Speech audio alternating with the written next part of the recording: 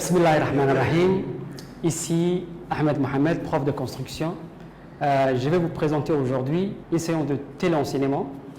Et la leçon que je vais vous donner aujourd'hui, elle va porter sur le schéma cinématique.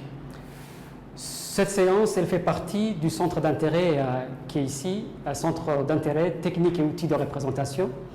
Le public qui est concerné par ça, ce sont les élèves de terminale ME et les élèves du bac pro PSI. Le prérequis, c'est qu'il faut savoir pour faire cette leçon, c'est les liaisons mécaniques, les assemblages et le repérage de pièces.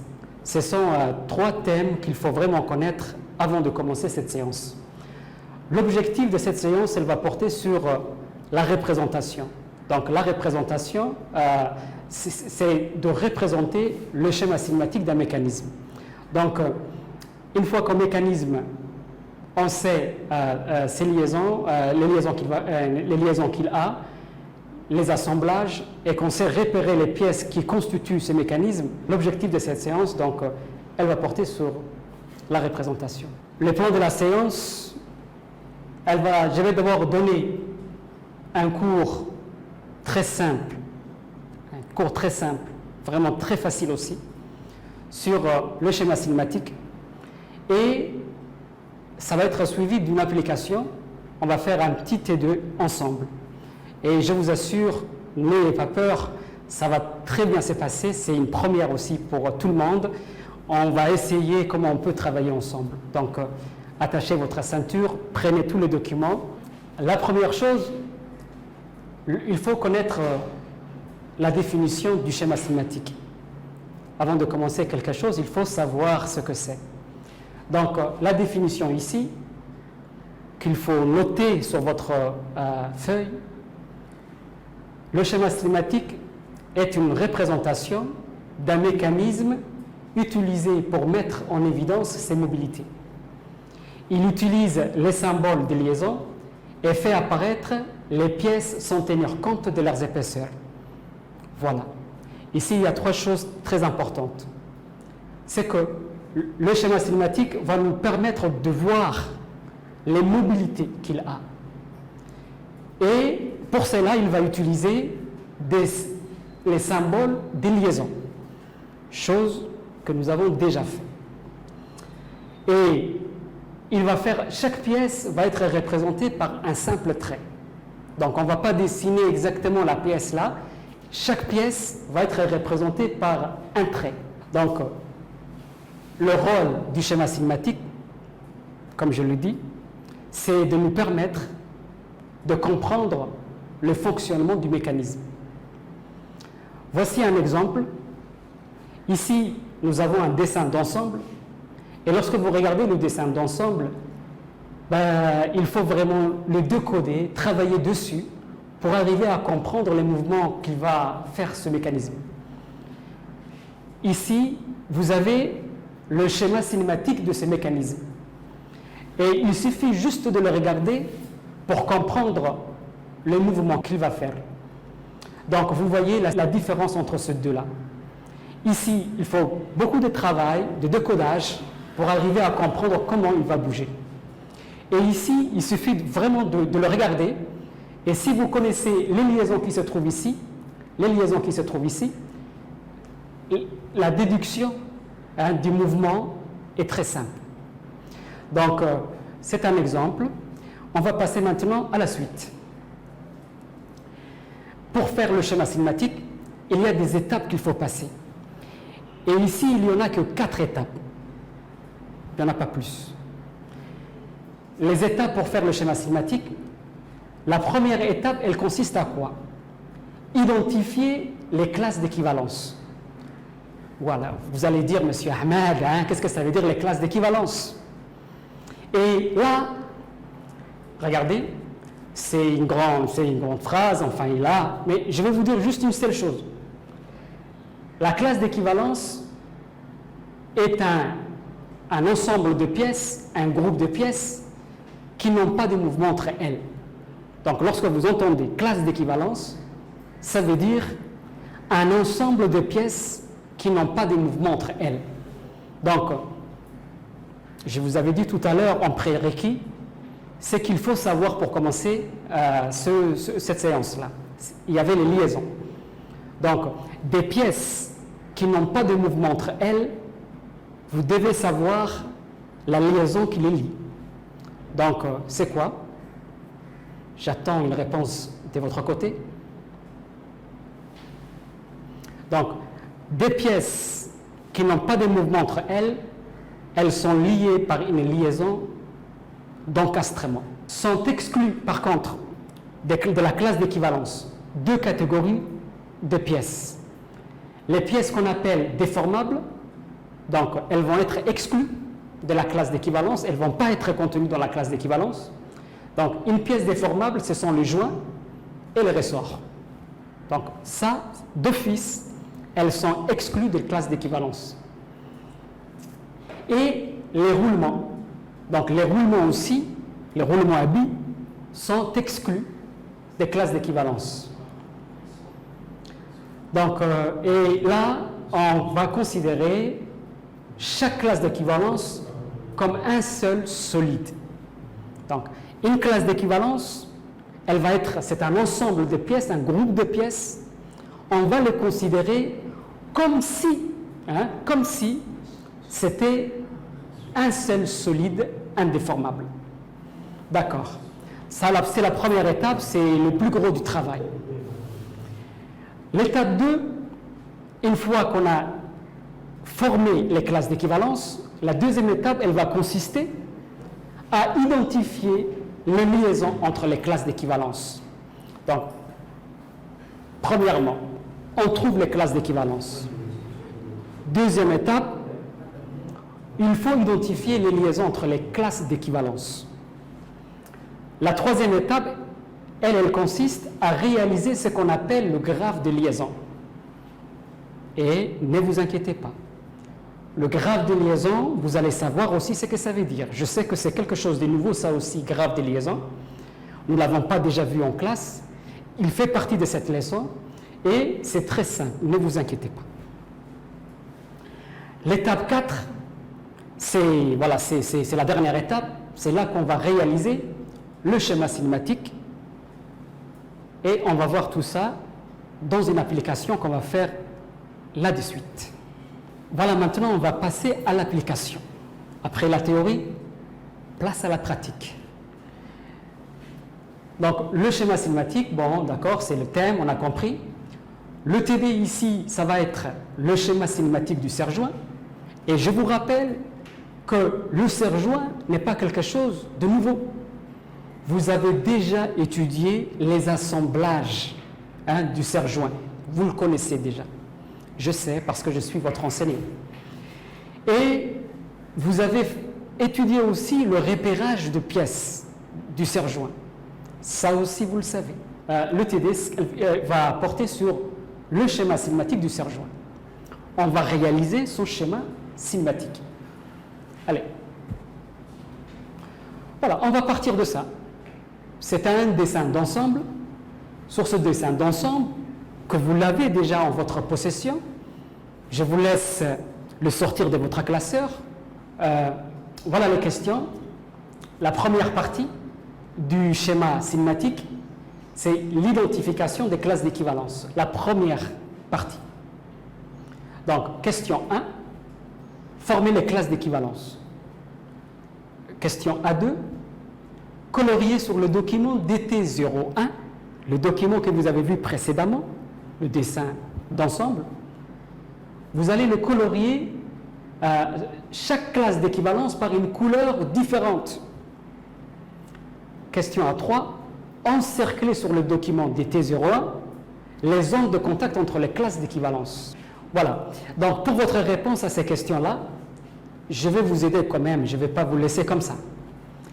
La question A1, les classes d'équivalence, vous allez l'écrire sous cette forme-là. Il y a 4 classes d'équivalence. Donc, c'est une aide. Donc, je vous dis, il y a 4 classes d'équivalence. Et je vous donne ici la première pièce de chaque classe. Donc, à vous de trouver les pièces qui vont être contenues.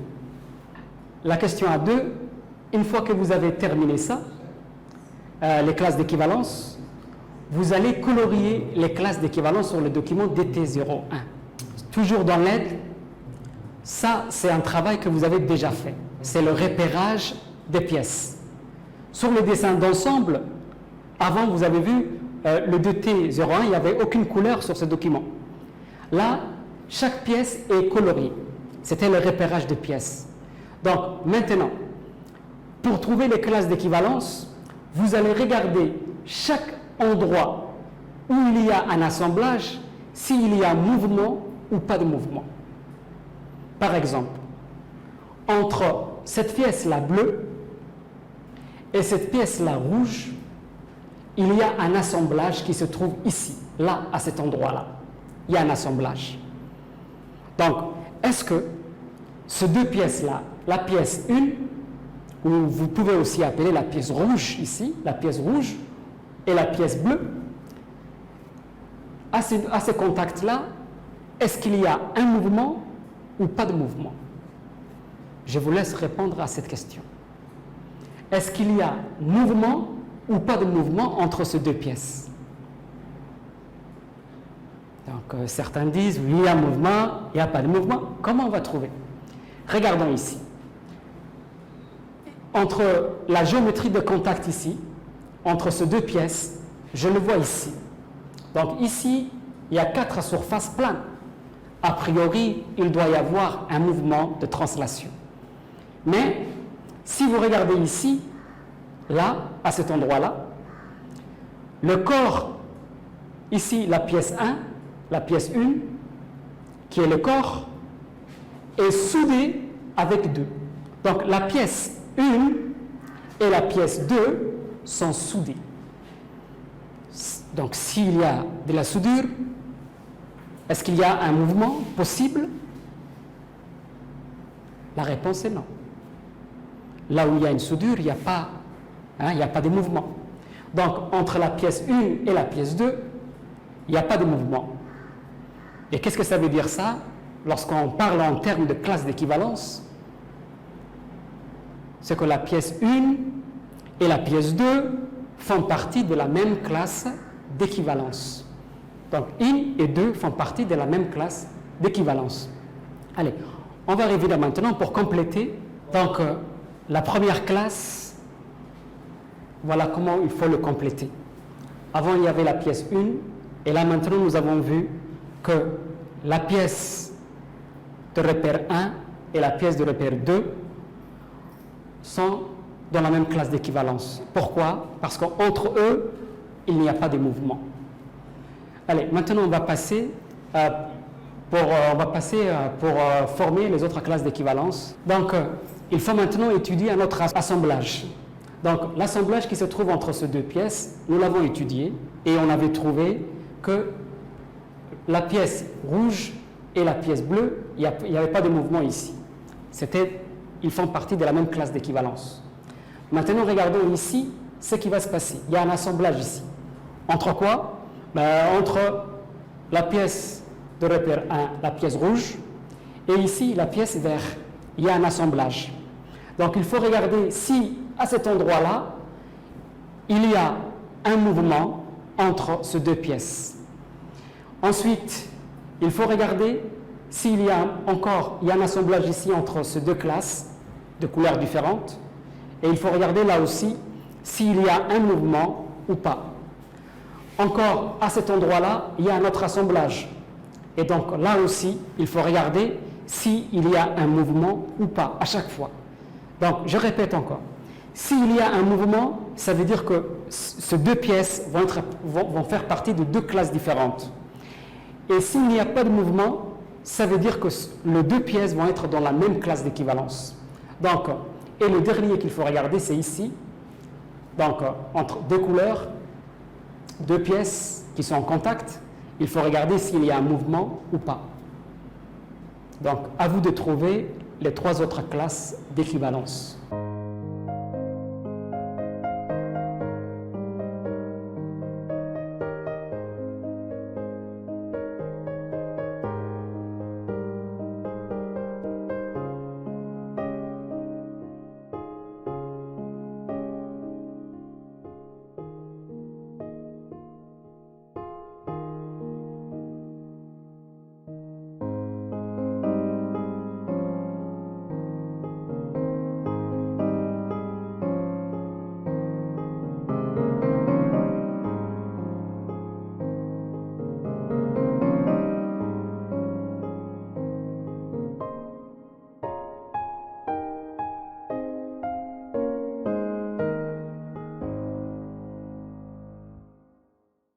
Donc normalement, si vous avez bien travaillé, vous allez trouver ceci. La pièce 3, elle est seule dans sa classe. Elle a deux contacts entre la pièce 1 et la pièce 4. Et à chaque fois, il y a des mouvements. Ici, la classe E3, c'est la pièce qui contient le plus de pièces. Et la classe E4 qui contient elle aussi une seule pièce qui est la pièce 6. Lorsque vous avez regardé ici le contact qui se trouve ici, là, entre ces deux classes rouge et vert, entre ces deux pièces rouge et vert, il y a un mouvement. Comment on sait qu'il y a un mouvement? Très simple. Il faut regarder tout simplement la géométrie des contacts ici entre rouge et vert. Donc il suffit de regarder ici. La géométrie de contact ici, c'est 4 surfaces planes. Et donc s'il y a 4 surfaces planes, on sait qu'il va y avoir un mouvement de translation. Est-ce qu'il y a une indication ici, une autre information qu'on nous apporte? Rien. Donc il y a un mouvement ici. Donc la pièce 1 et la pièce 3 vont être dans deux classes différentes. Donc ensuite, je regarde ici, c'est le contact entre la pièce 3, ici, et le repère ici, 4. Donc 4, ici, qu'est-ce que c'est? C'est une tige filetée. Donc il faut regarder s'il y a un mouvement ici. Donc la géométrie des contacts, c'est quoi? Donc ici, tige filetée, là, ça doit être normalement, s'il y a une tige filetée, la tige filetée, vous connaissez ce que ça veut dire. C'est une vis. Donc si c'est une vis ici, le vert à cet endroit-là, ça doit être un écrou, un taraudage. Donc, filetage, taraudage, nous savons qu'il y a un mouvement. Donc, c'est pour cela que la pièce 3 ici, elle va être seule dans sa classe d'équivalence. Elle a deux contacts avec le reste du système et à chaque contact qu'elle a avec le reste du système, il y a un mouvement. Donc, elle est seule dans sa classe. Ensuite, pour la pièce 4 ici, il faut regarder l'assemblage qui se trouve ici. Là, c'était la classe qui contient le plus de pièces. Pourquoi? Parce que lorsque vous regardez ici, l'assemblage qui se trouve là, il y a plusieurs pièces.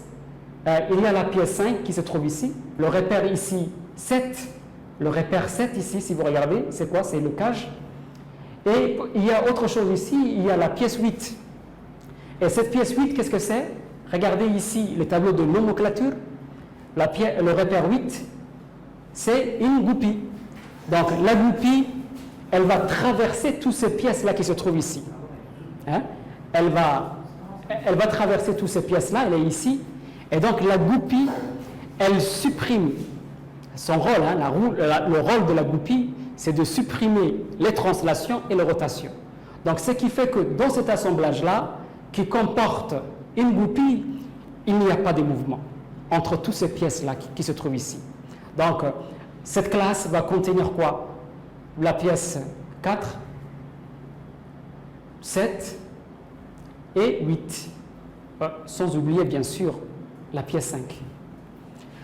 Voilà, donc il nous reste maintenant une seule d'assemblage ici qu'il faut regarder. Là, c'est entre la pièce 6 et la pièce 4. Et si vous regardez là, il faut chercher la géométrie de contact toujours. Et regardez ici, lorsqu'on fait la coupe, là, il y a une surface sphérique. Ce qui veut dire que le contact ici, la géométrie de contact, est une surface sphérique. Donc on sait très bien, si vous avez bien sûr, si vous êtes un jour, si vous avez déjà regardé votre cours, la géométrie de contact et une surface sphérique, ça nous donne un mouvement, il y a 3 mouvements ici, 3 mouvements de rotation. Donc, c'est qu'il y a un mouvement. Donc, il y a un mouvement ici.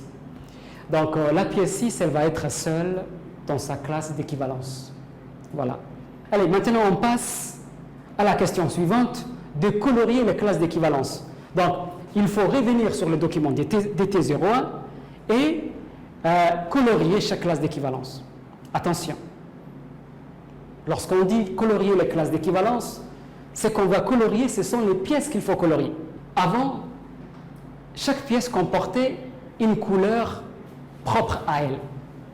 Maintenant, lorsqu'on veut colorier les classes d'équivalence, toutes les pièces qui font partie de la même classe d'équivalence, il faut colorier avec la même couleur.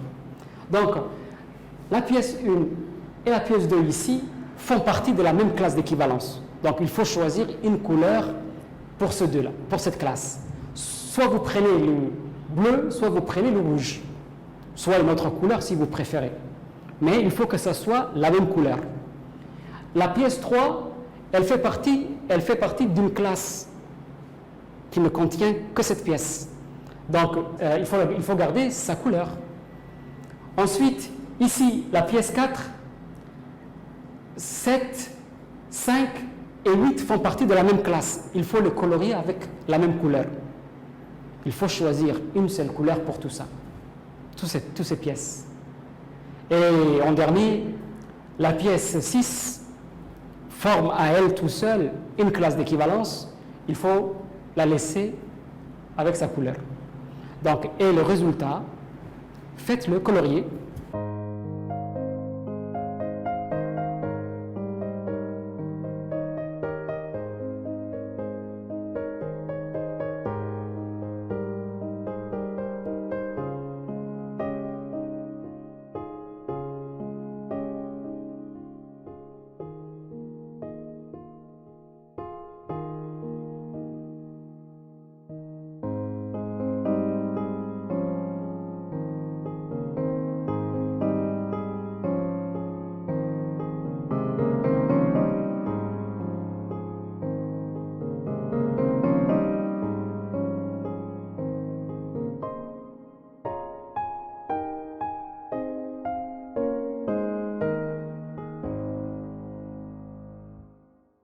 Si vous avez bien colorié, comme je vous ai dit, vous allez trouver ceci.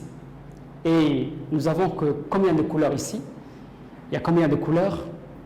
Il y a 4 couleurs. Et avant, on avait combien de couleurs? Il y avait 8 pièces ici, 8 repères. Chaque repère comportait une couleur. Il y avait 8 couleurs. Donc, le but du schéma cinématique, c'est de réduire le système à un minimum de pièces. Avant, il y avait plein de pièces, et lorsqu'on fait le schéma cinématique, on le réduit, on le simplifie. C'est son rôle. Donc là, 4 couleurs au lieu de 8 couleurs avant. C'est plus simple pour la compréhension. Allez, maintenant on va passer à la question suivante, la question A3, qui nous dit d'encercler les zones de contact entre les classes d'équivalence. Donc, voici les classes d'équivalence, c'est sur le document DT01. Je fais un extrait du document DT01 où on voit bien sûr les 4 classes d'équivalence ici. Il faut encercler là où il y a le contact entre les classes d'équivalence. Donc, je répète encore, les classes d'équivalence est représentée par une couleur. Lorsqu'on cherche là où il y a le contact entre les classes d'équivalence, ça revient à dire là où il y a un contact entre 2 couleurs. Donc ici, vous avez 4 couleurs. Où est-ce qu'il y a un contact entre ces couleurs? Donc, cherchez.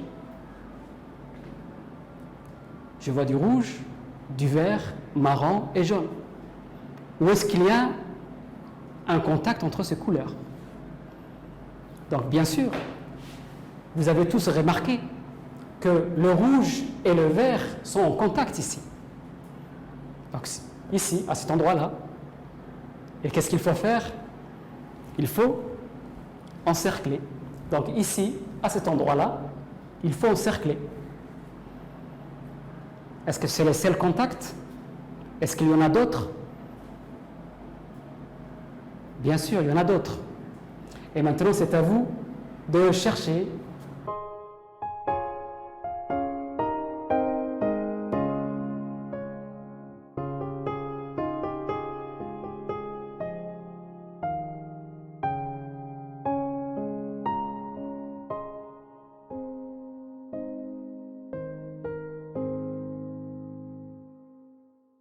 Allez, maintenant, si vous avez bien cherché, vous avez tous trouvé cette réponse-là. Il y a 3 contacts ici entre les classes d'équivalence. Vert avec le rouge, il y a un contact entre ces 2 classes. vert avec marron ici, il y a un contact entre ces deux classes, et marron avec jaune ici, il y a un contact. Donc il suffit de les entourer. Voilà. Allez, si vous êtes d'accord, on va passer maintenant à la suite. Vu comme ça, vous allez me dire, Monsieur Ahmed, ça devient de plus en plus compliqué. Non, pas du tout. Très simple. C'est la deuxième partie du travail, l'identification des classes et des liaisons. On a trouvé qu'il y avait des contacts entre les classes d'équivalence, donc c'est ce contact-là qu'il faut trouver la liaison qui se trouve là-bas. Parce que c'est quoi un contact? Un contact, c'est la liaison. Donc il faut trouver ces trois liaisons. Il y avait trois contacts entre les classes d'équivalence. Il faut trouver ces trois liaisons. Donc c'était entre la classe rouge et la classe verte. La classe rouge, c'était la classe E1 et la classe verte, c'était la classe E2. Voilà, donc il faut trouver cette liaison qui se trouve ici. Comment il faut trouver ça? Ben, toujours la géométrie de contact. C'est quoi la géométrie de contact ici? Pour cela encore, il faut revenir au document DT01 pour voir la géométrie de contact. Voilà, donc il faut regarder ici, la géométrie de contact. Donc, ici, la liaison qui va se trouver ici, je regarde la géométrie de contact ici. Donc, comme je le disais encore, là, c'est ici qu'on voit la géométrie de contact. C'est 4 surfaces planes. Donc, dans notre cours sur les liaisons, vous savez que lorsqu'il y a 4 surfaces planes, ça donne toujours un mouvement de translation. Et la translation, elle va se faire là où il y a les ouvertures. Donc, ici, l'ouverture se trouve sur l'axe X. Donc, la translation va se faire dans cette direction-là. Vous êtes d'accord avec moi? Donc, maintenant, on revient sur le tableau. Voilà. Donc, la translation, un seul mouvement de translation qui va se faire dans la direction de X. Donc, ça veut dire que c'est ici qu'il faut mettre. Qu'est-ce qu'il faut mettre ici? 1 ou 0. Si on marque 1, ça veut dire quoi? Ça veut dire qu'il y a un mouvement. Et si on marque 0, ça veut dire qu'il n'y a pas de mouvement. Donc ici, là, Tx, on va mettre 1. Et partout ailleurs, 0. Allez-y, vous allez me faire ça. Attention, il faut trouver aussi le nom de la liaison. Je n'ai pas encore dit. Je dis tout simplement qu'il y avait un mouvement de translation. Donc il faut me trouver le nom de cette liaison. Donc ici, nous avons 3 liaisons à déterminer. La liaison qui se trouve ici, entre la classe rouge et la classe verte, et la liaison qui se trouve ici, entre la classe verte et la classe marron. Et la liaison qui se trouve ici, à cet endroit-là, c'est la classe entre ces deux couleurs. Donc, ici, nous avons déjà parlé, il y a un mouvement de translation, et donc la liaison qui donne le mouvement de translation, c'est une glissière. Vous avez bien marqué ça. Maintenant, ici, à cet endroit-là, la liaison qui se trouve ici. Ici, il faut regarder la géométrie des contacts. La géométrie des contacts, ici, si vous voyez, il y a la représentation d'un filetage. Mais vous pouvez aussi regarder là, sur le tableau de nomenclature, le repère 4, c'est une tige filetée. Donc, tige filetée, la géométrie des contacts, c'est un filetage et un taraudage. Donc, s'il y a un filetage-taraudage, il y a un seul mouvement, il y a 1 degré de liberté et 2 mouvements ici, qui sont liés. Une rotation et une translation qui sont liées. Un seul degré de liberté. Et le nom de cette liaison, c'est une liaison hélicoïdale. Voilà. Et la translation ici et la rotation vont se faire dans la direction X. Et puis maintenant, la troisième liaison qui se trouve ici, Là encore, il faut regarder la géométrie de contact. Nous avons déjà dit que c'était une surface sphérique. Vous pouvez voir aussi sur le dessin en perspective ici, la forme qui se trouve ici. C'est une boule qui va se trouver dans une autre boule. C'est ce qu'on appelle une géométrie de contact surface sphérique. Et dès qu'on a un mouvement, une surface sphérique, le mouvement, c'est toujours 3. Et le type de ces mouvements-là, c'est des rotations. Il y a 3 rotations ici. Géométrie de contact, surface sphérique, dans 3 rotations. Et le nom, c'est toujours une rotule, qu'on appelle aussi une liaison sphérique. Voilà. Donc maintenant, on revient sur le tableau, et j'espère que vous avez marqué ce qui se trouve ici. Si vous n'avez pas trouvé, prenez la correction.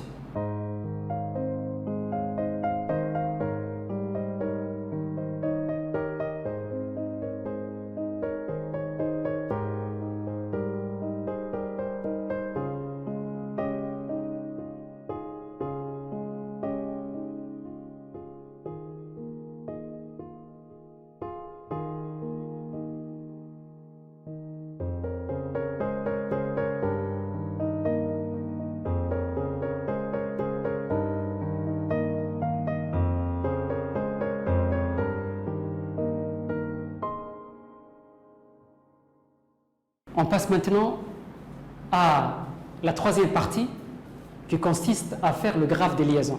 Là encore, c'est très simple. Il faut représenter sous cette forme-là. Nous avons 4 cercles ici, où chaque cercle représente les classes d'équivalence. E1, E2, E3 et E4. Il y a un trait ici qui relie le contact qu'il y a. Il y a un contact entre la classe E1 et la classe E2,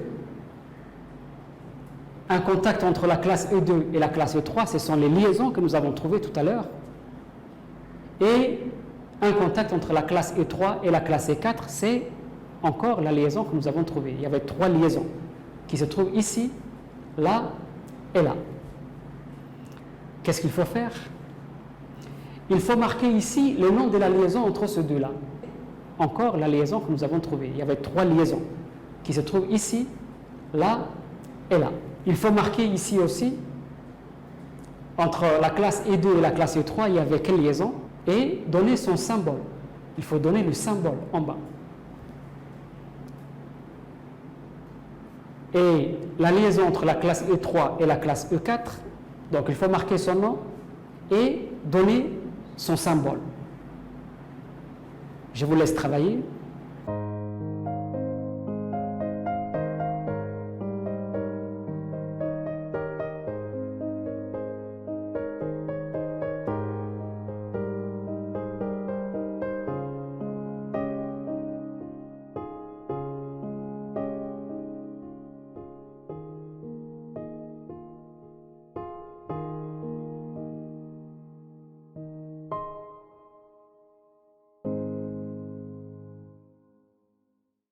On se retrouve encore une fois pour la correction. Donc si vous avez bien fait votre travail, voici ce que vous devez obtenir. Donc le nom de la liaison, le symbole. Nom de la liaison, le symbole. Le nom de la liaison, le symbole. Donc, si vous n'avez pas ces réponses-là, prenez la correction.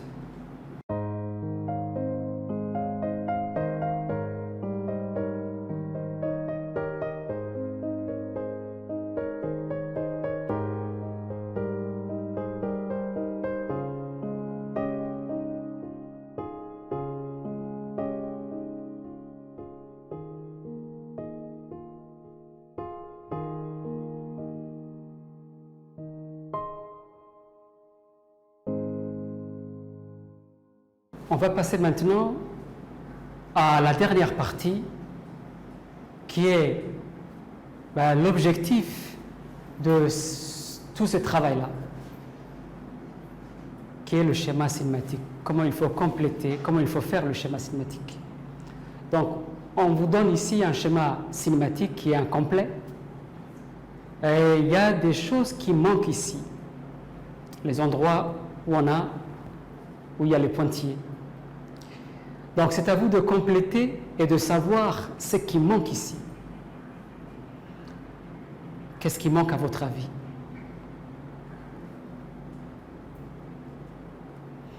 Donc, nous voyons ici le code couleur. Ici, c'est la classe rouge et là, c'est la classe verte. Ici, ça, qu'est-ce que ça représente? Qu'est-ce que c'est? C'est le symbole de la liaison glissière. Donc, ici, c'est le symbole de la glissière.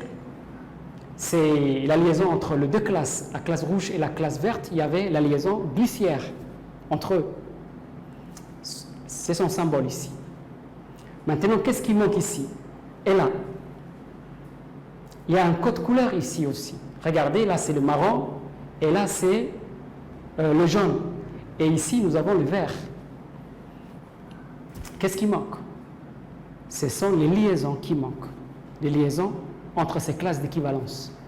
Donc, entre le vert, la classe verte et la classe marron, il y avait la liaison hélicoïdale. Donc, ce qu'il faut placer ici, c'est la liaison, le symbole de la liaison hélicoïdale. Et ici, qu'est-ce qu'il faut placer? Le symbole de la liaison rotule. C'est très simple maintenant. Dans la question précédente, nous avons déjà préparé sur le graphe de liaison les symboles. Donc, il suffit de prendre le symbole et de le mettre à cet endroit. Je vous laisse faire ce travail.